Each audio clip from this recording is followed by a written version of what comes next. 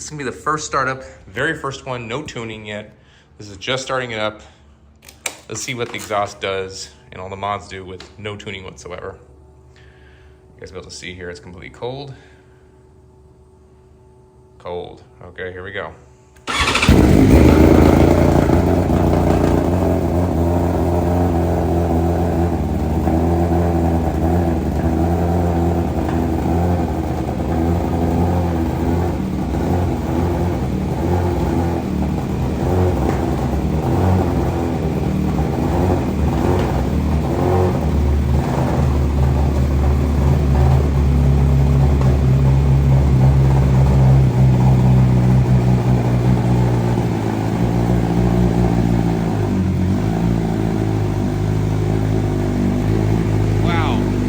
That sounds horrific. That sounds real bad. Again, that's with no tuning on here.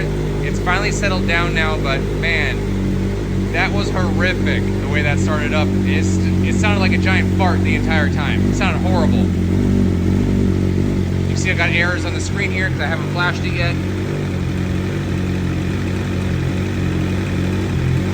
That's the warning right there, of course, for a couple of mods I put on here.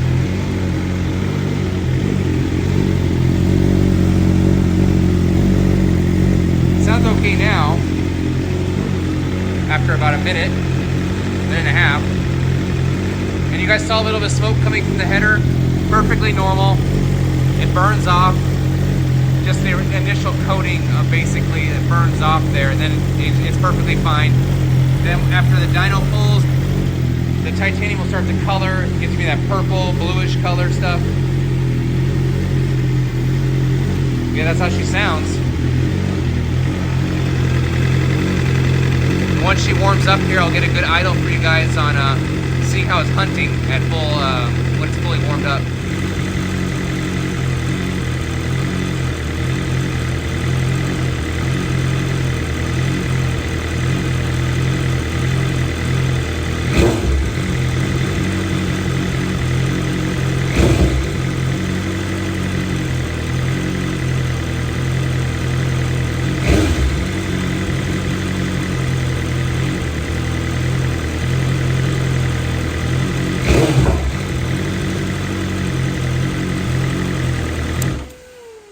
See how the idle hunts a little bit right there. That's just due to the fact that we have a new system on here, but we also have the stock muffler on there, so it's going to minimize a lot of that hunting. Even though you do see it kind of go like that. Usually when the bike gets really hot, that's when you start noticing it more. But it's also going to come, like I said, with de-restricting the exhaust more, doing more mods on it.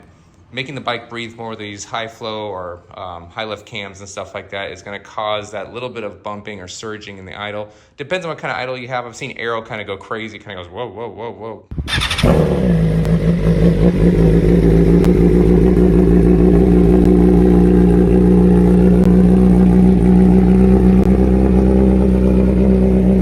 But this is actually pretty minimized, pretty good, close to the stock as possible. Now that we've got the all the mods on the bike, then we're gonna flash it and compare it then. All right, guys, we're all done. The bike is flashed, the BT Moto handheld. We now have a flashed and modded M1000RR ready for its first start. Let's see if it sounds better than that stock flash. You can see right there we're at ambient.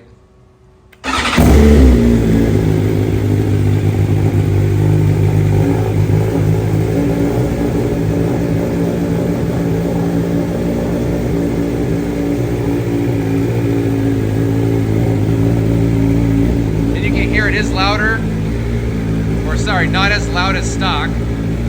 Stock was much louder.